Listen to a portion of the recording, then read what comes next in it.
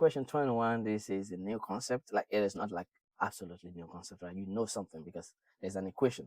Now you can see distributive property and you can see addition, right? Then we are asked to solve for y. So these are things you know, just that they are like together. So how do we approach this problem, right?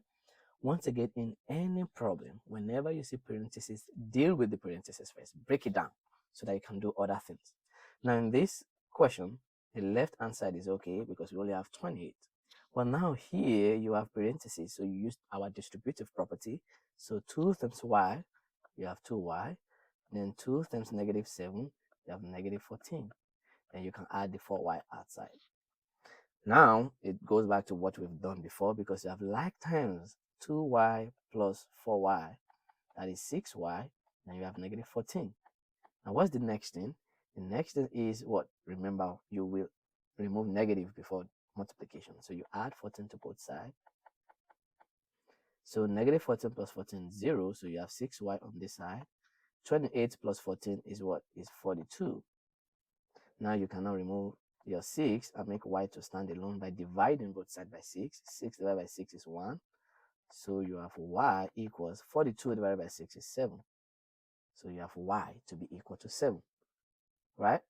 You have y to be equal to 7. If you plug in y to be 7 here, 7 minus 7 is 0. 0 times 2 is 0. Then 4 times 7 is what? 28.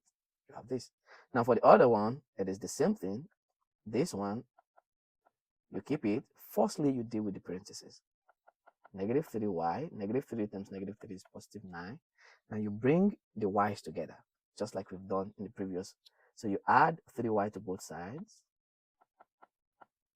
So now negative 8y plus 3y is negative 5y minus 11 equals negative 3y plus 3y is 0. You have 9. So what do you do next?